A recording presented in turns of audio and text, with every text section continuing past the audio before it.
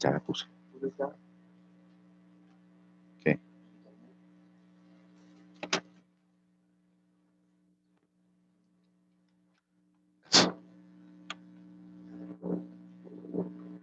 Ya listo.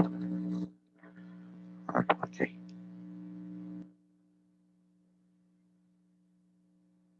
Ya. Ya está trabajando. Muchachos, ¿me están escuchando bien? Cuéntenme a ver. Pequeño. Discúlpenme ahorita la situación, un corte de fluido eléctrico en el sector por unos daños y generaron esta circunstancia de falla, pero vamos a tratar de avanzar lo más que podamos. Aquí todavía creo que hay algunos compañeros que tratan de ingresar y se les cae. Bueno, hay que acomodarnos a las circunstancias, eso no hay que ponerle de pronto pesimismo, tener un poquito de paciencia y simplemente pues recontinuar. Coméntenle a sus compañeros ahí por el grupo, muchachos, para que ingresen nuevamente y poder retomar en la parte donde dejamos, con el objetivo de que no perdamos el tiempo. Entonces digan a los chicos que vuelvan e ingresen. Por favor, teníamos 20 integrantes para poderlo recuperar. Entonces, a ver, tenemos hasta el momento 7, pero creo que ya se pudo unir Saavedra, que tuvo también dificultades para poderse juntar ahorita en la anterior sesión. Es circunstancias del internet. Entonces, ruego el favor de un poquito de paciencia. Tenemos 6 participantes. Vuelvo les digo, comuníquenle a sus compañeros por el grupo de que ya nuevamente ya tenemos acceso y que para poder continuar, entonces teníamos 21 y el objetivo es poderles dar a esos compañeros la bonificación por la participación aquí en la clase. Bien, entonces cuéntenme muchachos, ¿se está viendo bien perfectamente la guía? ¿Sí se está viendo bien? Chicos, ¿sí se está viendo bien la guía o los perdí? Sí, señor, sí se ve. Sí, Ok, profe. bueno, muchas gracias. Entonces, lo que trataba de explicar ahorita, ya explicamos lo de pureza de reactivos en la guía anterior y lo que tratamos de explicar ahorita es lo que fue la eficiencia de la reacción.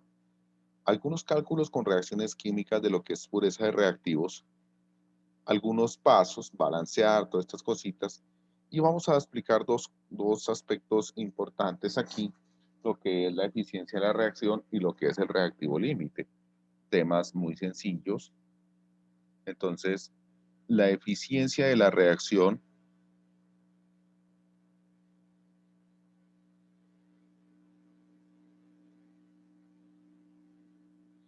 esta palabra eficiencia, porque en el lenguaje español, que es tan enriquecido, es uno de los lenguajes que tiene más palabras de todos los lenguajes utilizados por los seres humanos, entonces este tiene una riqueza impresionante, o sea, muchísimas palabras, lo que hablamos nosotros con porcentaje de eficiencia, que yo les decía ahorita, porcentaje de eficiencia, es una razón, bueno, aquí creo que entre otro compañero, vamos a darle, sí, correcto, bien. Es una razón o una relación entre lo que es, bueno, aquí pues ya ahorita miramos, ah, lo que es el real, lo que realmente hace o se produce, dividido entre el teórico, y para que nos quede por cada 100 unidades multiplicamos por 100. Entonces, eso es lo que nosotros evaluamos una eficiencia. Por ejemplo, yo les explicaba, si un panadero le ponemos como meta diaria producir 100 panes, si él produce los 100, o sea, teóricos son los 100 panes. ¿Cuánto produce realmente? Si produjo los 100, entonces sería 100 sobre 100, 1 multiplicado por 100, sería un porcentaje del 100% de eficiencia. Pero si este panadero le pusimos como meta, teóricamente, producir 100 panes, pero no produjo sino 80, significa entonces que él tiene un porcentaje de eficiencia, corremos acá, tiene un porcentaje de eficiencia, le pusimos 100 panes de generar y no produjo sino 80, entonces ahí el porcentaje de eficiencia Sería 80%, 800 dividido entre 100, 80 nos da un porcentaje de eficiencia del 80%. Significa que igualmente si no produjo sino 50, tiene un porcentaje de eficiencia del 50%. Entonces esa eficiencia nos fija un teórico para evaluar lo que realmente se produce. En el caso de las reacciones químicas, este teórico es lo que se obtiene con los cálculos y real es lo que nosotros allá en la industria o en el laboratorio realmente obtenemos, lo cual nos evalúa qué tan eficiente es nuestro proceso. Es decir, que esto necesita de datos reales o necesita de tener un porcentaje de eficiencia. Por lo tanto, los problemas están en dos caminos. Uno, primero, hallar el porcentaje de eficiencia. Para eso necesitamos saber el teórico, que es el de los cálculos, y conocer el real. Con eso calculamos el porcentaje de eficiencia. Al hacer nosotros nuestro procedimiento que ya conocemos con las reacciones químicas, calculamos un teórico y el problema nos habrá dado realmente cuánto se produce para evaluar nuestro porcentaje de eficiencia.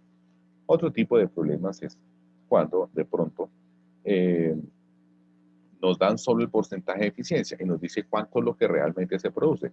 Para eso entonces necesitamos calcular el teórico, lo hacemos con los cálculos, como ya lo sabemos hacer, y con el porcentaje de eficiencia calculamos lo que realmente se produce. Entonces vamos en esas dos vías. Una de ellas, vamos aquí sin colocarle, para avanzar un poquito, vamos a tomar el carbonato de calcio, como los puse en el problema anterior, antes de que tuviéramos el problema del corte eléctrico. La obtención de la cal con una fuerte liberación de dióxido de carbono. Esto necesita 800 grados centígrados, como yo les comentaba ahorita, y efectivamente, entonces, estamos diciendo en esta ecuación que ya está balanceada un calcio, un carbono, 3 oxígenos, 1 y 2, 3 oxígenos. Una ecuación que ya está balanceada. Si nosotros buscamos, dependiendo que nos dice el problema, por ejemplo, vamos a buscar hallar la eficiencia. Aquí dice hallar la eficiencia. Digamos, ingresa otro compañero. Hallar la eficiencia de un proceso. Otro compañero está ingresando. De un proceso. Ay, caramba, empezó a molestar el mouse. De un proceso de calcinación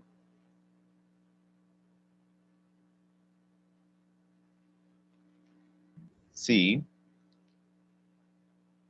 a partir de 300 gramos de carbonato de calcio se obtienen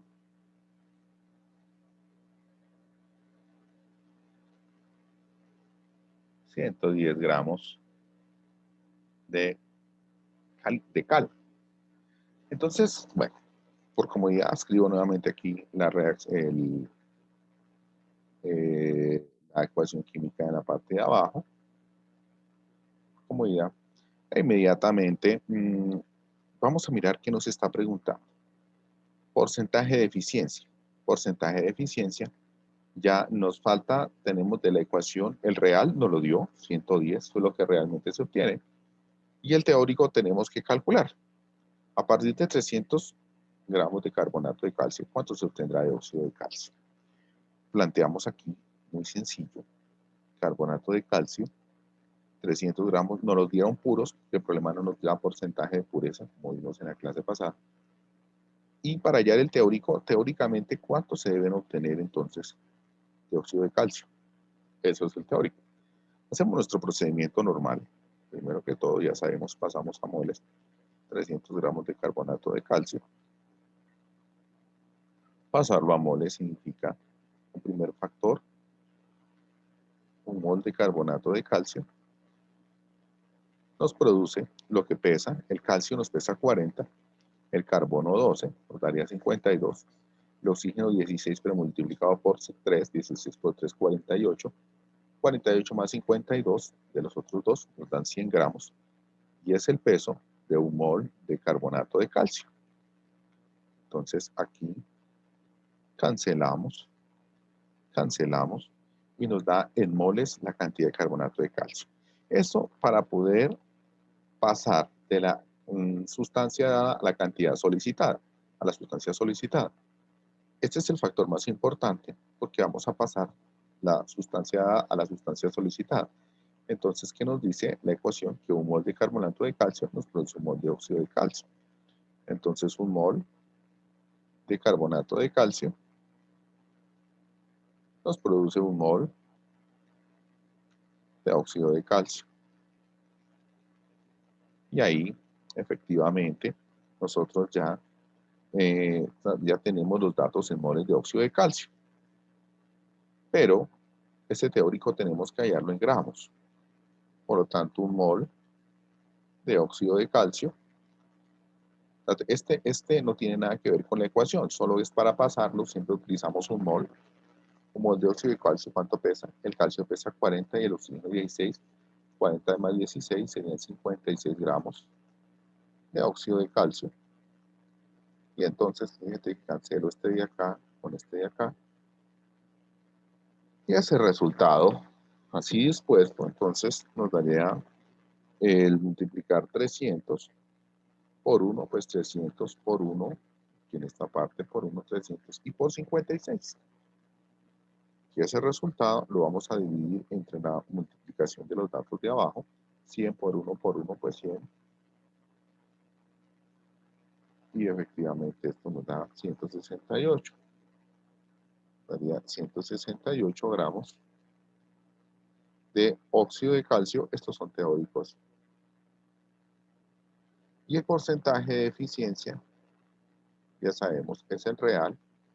El real, lo que realmente se obtuvo, 110 gramos, no lo dio el problema, dividido entre el teórico, y el teórico lo que acabamos de hallar, 168 gramos de óxido de calcio, y esto lo multiplico por 100. Ese porcentaje de eficiencia nos daría que se obtuvieron 110 de 168,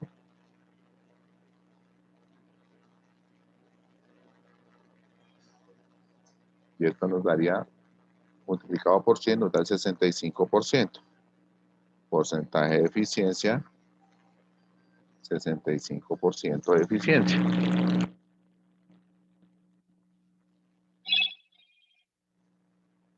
Disculpen, muchachos, a los gritos que estoy en clase. Ya. Sí.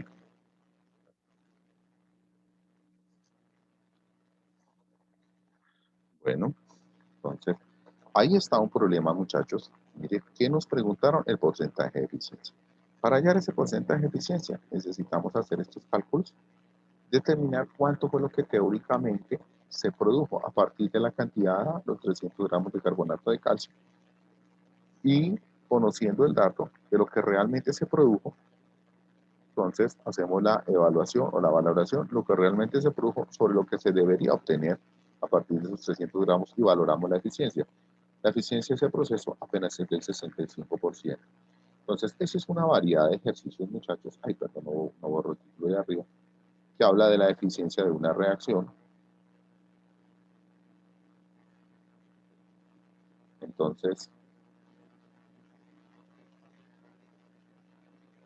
borramos aquí este enunciado y vamos a otra variedad. La otra variedad es la que nos preguntan por el real. Calculamos el teórico y nos dan el porcentaje de eficiencia. Entonces, vamos acá a hallar ese porcentaje de eficiencia, perdón, hallar ese real que tenemos acá.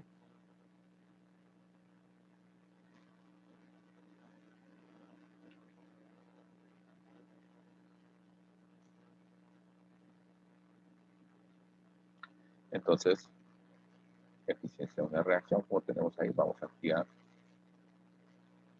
tomar el lapicito otra vez. Y vamos a plantear un problema que nos dice hallar la cantidad real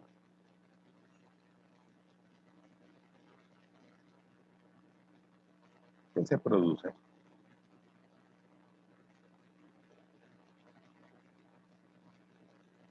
al neutralizar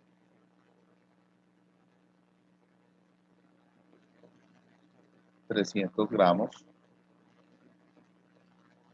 de ácido clorhídrico con suficiente hidróxido de aluminio y una eficiencia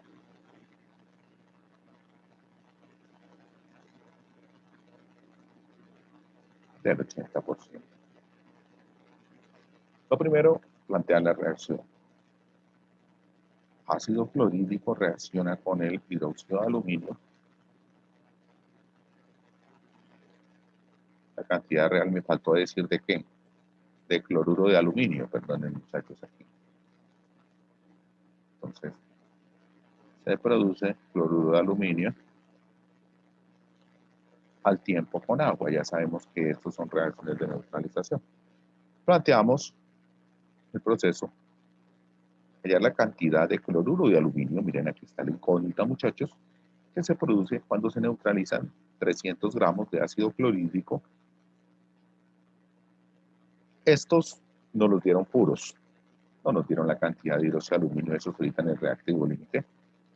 ¿Y qué pretendemos hallar? Hallar la cantidad teórica de cloruro de aluminio que se produce cuando se neutralizan esos 300 gramos puros de ácido clorhídrico. Entonces, simplemente estos 300 gramos de ácido clorhídrico puros los voy a pasar a moles primero con el procedimiento que ya sé. Una mol de HCl nos produce, nos pesa, el cloro pesa 35 y el hidrógeno 1, son 36 gramos de ácido clorhídrico. Aquí olvido un paso fundamental. Antes de eso hay que balancear la ecuación. Entonces yo pruebo aluminio, pero cloros aquí sí hay 3. Y al lado izquierdo en los reactivos no hay sino 1, por lo tanto aumentamos a 3. Y de eso nos modifica que son, aquí me faltó el 3, perdónenme. 3 hidrógenos y 3 hidrógenos serían 3 y 3, 6 hidrógenos. Y aquí 3 por 2, 6. Oxígenos, nos han quedado aquí 3 oxígenos y en los productos 3. Ahora sí ya quedó bien balanceado. ¿Qué nos dice la ecuación? Que 3 moles de ácido clorhídrico nos produce 1 de cloruro de aluminio. Y por lo tanto, muchachos, voy a colocarla aquí bajito. Este es el factor más importante, este que estoy haciendo, porque con esto paso que la cantidad da la cantidad solicitada. 3 mol de cloruro de aluminio. 3 mol de cloruro de aluminio.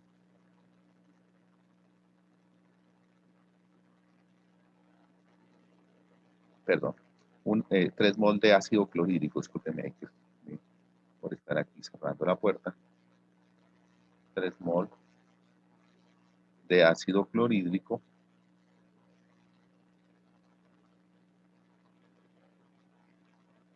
nos producen 1 mol de cloruro de aluminio.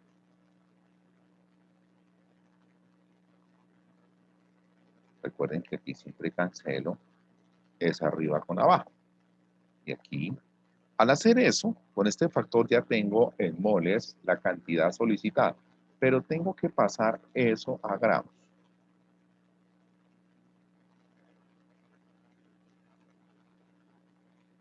Un mol de cloruro de aluminio, ¿cuánto me pesará? Pues el aluminio pesa 27, más el cloro,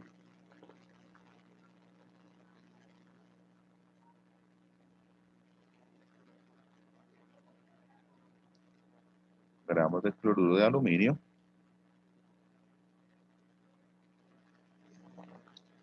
Cierro un poco más la puerta.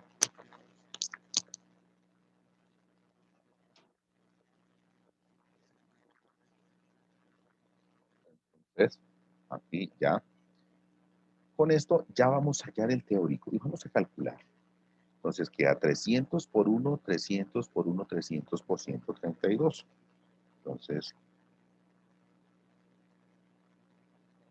ya, y eso dividido, ya abrimos paréntesis porque en la parte de abajo hay una operación, 36 por 3 por 1. El paréntesis de abajo sería 36 por 3. Y eso nos daría entonces 366.6 gramos de cloruro de aluminio teóricos. Entonces, como nos piden hallar el real, el porcentaje de eficiencia debe ser el real sobre el teórico y esto multiplicado por 100. En ese orden de ideas, muchachos, porcentaje de eficiencia, nos lo dio acá el problema, mírenlo, 80% de eficiencia. 80% de eficiencia es igual real. Real es entonces 300 gramos, no lo conocemos. Teórico, 366 gramos, 0.6 gramos, multiplicado por 100. Date cuenta que aquí lo que tengo que despejar es el real. Y aquí coloco una parte. Y al despejar, este 36 que está dividiendo sube a multiplicar. Y este 100% que está multiplicando al real pasa a dividir. Lo cual nos queda 80%. Este que pasa a dividir, 100%. Y el que sube a multiplicar, el otro, 366.6 gramos. Y ahí entonces nos va a dar el real. Mire cómo se cancelan porcentajes con porcentajes. Le coloco el igual aquí abajito. Disculpen ahí despacio. 80 por 366.6 dividido entre 100. Y nos da 293 reales. 93.28 gramos reales. Estos son los reales. Entonces, fíjate que realmente, aquí esta partecita de gramos, vamos a escribir ahí. Entonces, realmente se obtuvieron 293 gramos. Se aspiraban a obtener 363, pero como la eficiencia es del 80, entonces solo se obtuvieron 293 gramos. Listo, muchachos. Ahí está esta segunda parte de lo que es eficiencia de una reacción. Bien, vamos ahora a dedicarnos a lo que tiene que ver con reactivo límite, y es un concepto sencillo, pero al cual hay que dedicarle un buen espacio de reflexión, de repaso, de revisión de información, de manera tal que no se nos dificulte tomarlo en cuenta. Entonces, vamos acá, borramos, pueden ustedes revisar el video las veces que consideren necesario. Desde luego, muchachos, que al estar aquí presentes en la clase, también me pueden hacer preguntas, porque veo que pues es poquita las preguntas, pero estamos dispuestos a eso, porque para eso es el espacio de la clase. Entonces, muchachos, vamos a ver acá. Este temita último, que es con el cual se resuelve el último problema de la guía, y los invito una vez más a que se presente la evaluación entre hoy, mañana y pasado mañana sobre sobre lo que es la primera semana de tercer periodo. El reactivo límite, el nombre no lo dice, se acaba primero. Vamos a explicarlo de una manera sencilla.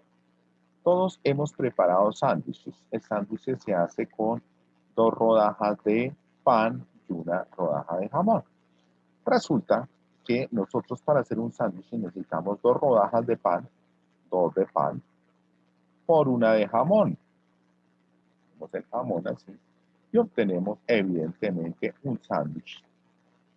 2 rodajas de pan por una de jamón, entonces obtengo efectivamente un sándwich. Ahí está.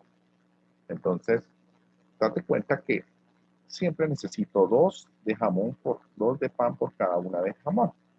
Entonces, si de repente en la cocina yo tengo 6 rodajas de pan, pero si no tengo sino apenas 2 rodajas de jamón, entonces ¿cuántos sándwiches realmente puedo hacer? Recuérdate que el número de sándwiches, mira aquí en este caso, es proporcional al número de rodajas de jamón, lo cual si yo no tengo sino 2 rodajas de jamón, no puedo hacer sino 2 sándwiches. Pero entonces tengo pan en exceso, porque con estas 6 rodajas podría llegar a hacer 3 sándwiches, pero para gastar las 6 rodajas completas necesito 3 rodajas de, perdón, las 6 panes, las 6 rodajas de pan completas, necesito 3 rodajas de jamón. Como hay menos, entonces me limita Este que está aquí abajo, la elaboración del jamón, perdón, el del sándwich. Por lo tanto, en este caso no podría hacer sino 2 sándwiches y me sobraría pan.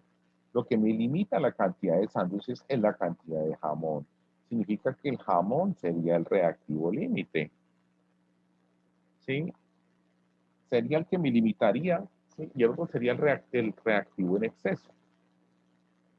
Así, con este ejemplo de la cocina y con otro que les voy a colocar acá, muchachos, vamos a comprender un poco más el reactivo límite. Entonces, aquí, el reactivo límite, por ejemplo, este experimento, unos chicos me dicen, profe, yo ya lo había hecho, usted lo había puesto antes. Con un plato de la cocina ponemos agua y encima le ponemos una cáscara de naranja y encimita ponemos un fósforo. Encendemos el fósforo. Y al esperar nos damos cuenta que los componentes de la reacción, luego el aire y el palito aquí del fósforo o el otro combustible, entonces son los que van a reaccionar para producir este producto que es la llama. Se gasta el aire, pero el aire es infinito, pero el palito este que está acá, que puede ser de papel o puede ser de madera, no es infinito. Cuando se acaba, deja de haber llama, ya no hay reacción química. Quiere decir que ahí en este caso el reactivo límite es este palito, que no va a permitir que siga ocurriendo la reacción. En un segundo caso, vamos a limitar la cantidad de aire. Coloco aquí la cascarita de naranja, pongo el fósforo, lo coloco encendido y voy a limitar la cantidad de aire. Coloco ¿qué? Un vaso. Y al colocar el vaso, la cantidad de aire se limita. Es decir, que lo más seguro, cuando se gasta este aire que está en este pequeño espacio, se apaga la llama. O sea, no está uno de los dos componentes de la reacción. En este segundo caso, el que se acaba primero es el oxígeno que está en este pequeño espacio. Es decir, que el reactivo límite aquí sería el oxígeno, mientras que allá arriba el reactivo límite es el palito que está aquí. En efecto, pues, cuando no hacemos ese experimento, siempre ocurre este fenómeno que ya algunos estudiantes ya lo han hecho. Colocamos ahí y efectivamente sube el agua y aquí, bueno, imaginemos que aquí se gastó el fósforo, ¿sí? ¿Y qué sucede? Pues, como se gastó el oxígeno que está ahí, que ocupa un gran espacio, se produjo dióxido de carbono, pero aquí que ocupa menos espacio, entonces queda un espacio vacío que va a tratar de ser llenado por el agua, basándose también en la propiedad de que al quedar vacío, la presión dentro del vaso va a ser menor que la presión externa o presión atmosférica, y la presión externa empujará el agua hacia adentro, valiéndose que la presión atmosférica interna es menor debido a que ahora hay menos cantidad de masa gaseosa en volumen, puesto que el oxígeno ocupaba más espacio en el que ocupa el dióxido de carbono, que es el producto de la llama. Bueno, aquí con esto explicábamos dos casitos de reactivo límite. Primero, el reactivo límite era la madera, y el segundo reactivo límite es el oxígeno presente en esta parte. Así, por el estilo, por ejemplo, si vamos a utilizar alcohol etílico, que está tan de moda ahorita, por el alcohol etílico que está por de moda ahorita, por la situación de la pandemia, digo que es una sustancia ácida y baja el pH y eso obviamente acaba con los virus. Entonces, si lo hacemos reaccionar con oxígeno, efectivamente vamos a tener el desprendimiento de dióxido de carbono y agua, que es la llama, los sentidos. Ahí la tendríamos. Entonces, en este orden de ideas, si yo balanceo la ecuación, 2 carbones acá, 5 y una 6 hidrógenos, y 3 por 2, 6 hidrógenos. Ahora mira los oxígenos al lado derecho, 2 por 2, 4, y 3, 7, 7 al lado derecho, al lado izquierdo, 1 y 3, pero aquí a 1 necesito completar 7, ya hay 1, y aquí le pongo el 3, así, 3 por 2, 6 y 1, 7. Bueno, Es un mecanismo sencillo, pero siempre tenemos que practicar el balanceo de las ecuaciones porque se nos olvida.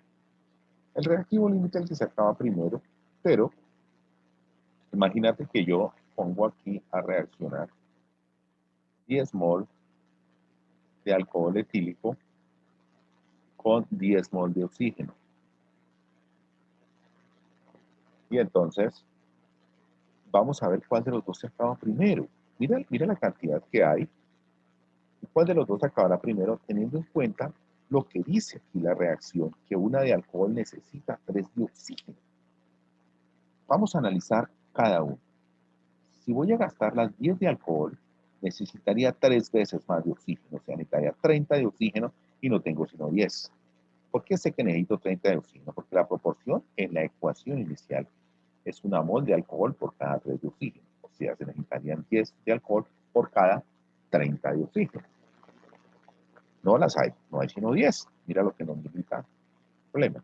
Ahora, si voy a gastar las 3, en este caso las 10 de oxígeno, necesitaría solo su tercera parte en alcohol. Voy a gastar las 10 de oxígeno, no necesitaría entonces sino una tercera parte de 10, y la tercera parte de 10 es 3.3. Y hay 10 completas, o sea, la tercera parte de este 10 sería 3.3. Y del otro lado hay 10 completas, o sea que me sobraría alcohol etílico. Quiere decir que el que limita la reacción es el oxígeno. O sea que el reactivo límite es el oxígeno. Y con ese calculo la cantidad de dióxido de carbono que se produce, si me están preguntando, o la cantidad de agua. Date cuenta que en esta ecuación la cantidad de oxígeno gastado es la cantidad de agua en moles producida.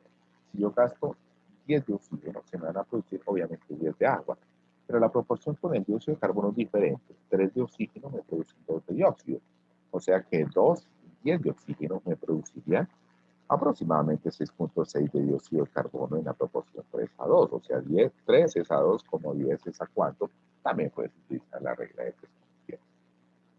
Lo interesante es que los cálculos del que se aspira, o que me preguntan, siempre se hacen con el reactivo.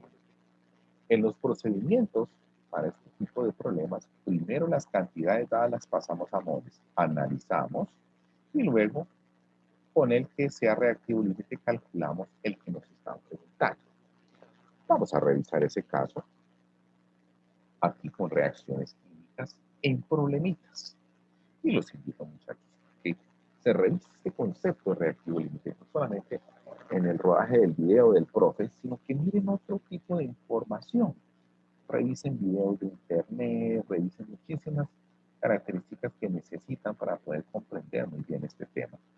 Es sencillo, pero entonces los invito porque es que hay veces estos son temas muy claves que como vi en algunos exámenes de algunas universidades para ingreso, ahorita que son virtuales, los interpretan de muchas maneras y por eso es importante que este tema nos quede claro. Bueno, vamos a un problemita.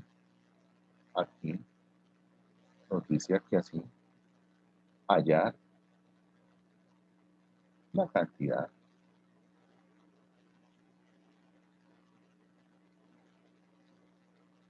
de nitrato de sodio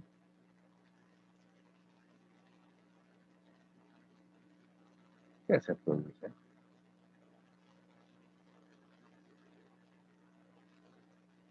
al neutralizar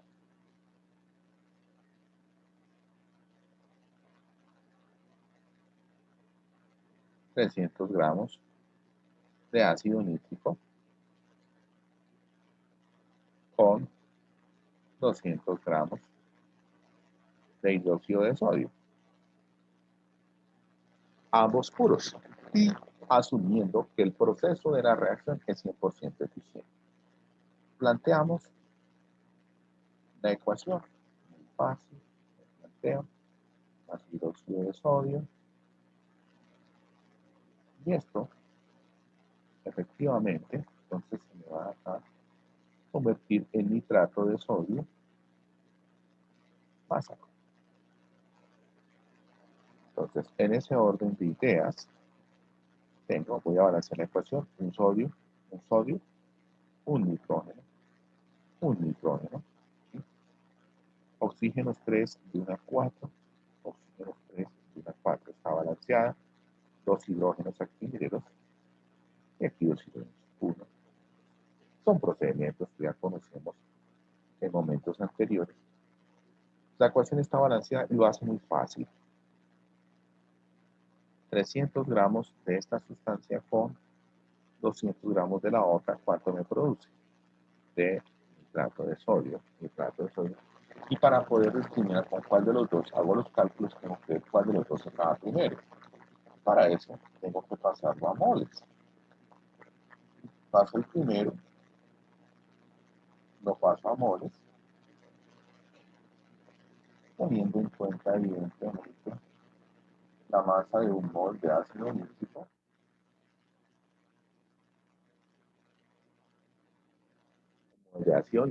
entonces, ¿esto cuánto tiene?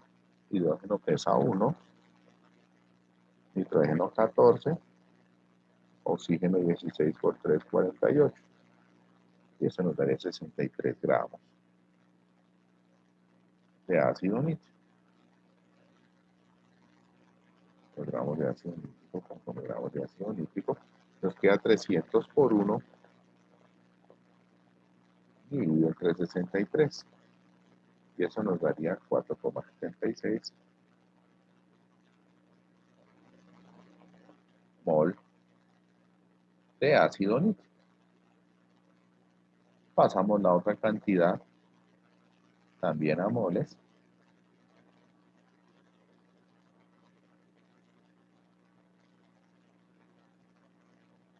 Decimos que un mol de hidróxido de sodio, entonces ¿cuánto pesa un mol de hidróxido de sodio? Pues el sodio pesa 23, el oxígeno 16 y el hidrógeno 1, son 40 muchachos, 40 gramos.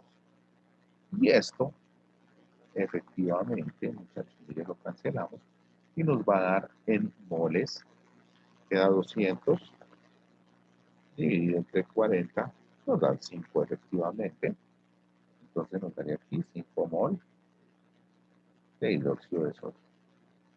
Con estos datos, muchachos, vamos a ver cuál es el reactivo límite. Una mol de ácido nítrico gasta una mol de hidróxido de sodio. Entonces 4,76 de ácido nítrico gastarán 4,76 de hidróxido de sodio. Y tengo 5, por tanto, entonces me va a sobrar hidróxido de sodio, lo cual entonces dice que el que se acaba primero, no solo mirar cuál de los dos es el más pequeño, el que se acaba primero es el ácido nítrico. Con ese cálculo que tenemos ahí, ya con eso, sabiendo que ese es el reactivo límite, que es el que se acaba primero, con eso hacemos los cálculos. Entonces, no necesitamos hacer el primer factor del cual siempre venimos acostumbrados, porque ya tenemos en mol este reactivo límite. Listo. 4,76 mol de ácido nítrico. Y aquí ya viene el factor más importante, el del paso de sustancia A a sustancia solidificada. Entonces, nota que es el mismo factor. Y es fácil porque nos dice que un mol de el reactivo límite es ácido nítrico. Un mol de ácido nítrico produce un mol de nitrato de sodio. Entonces, un mol abajito, para poderlo cancelar abajo con arriba, de ácido nítrico, me produce efectivamente un mol de nitrato de sodio. Bien. Y inmediatamente ahí voy a pasarlo a gramos. Bueno, acá, cancelo. Entonces, abajito un mol de nitrato de sodio. Y el peso, bueno, ya hasta que se acaba. Si se interrumpe, volvemos a iniciar por el mismo, ¿vale, muchachos? Ya lo que nos falta es mínimo, solo serían 2 minuticos más. Entonces el sodio sería 23, más el nitrógeno 14, más el oxígeno 16 por 3, y eso nos daría 85 gramos de nitrato de sodio. Date cuenta que ahí el cálculo nos permite determinar que sería 476 por, básicamente por 85 nada más, nos da 404 gramos estos son gramos de nitrato de sodio. Y ahí están, muchachos, entonces, lo que nos preguntaba el problema. No demora. Entonces no he tomado pantallazo de evidencia. Entonces lo que solicito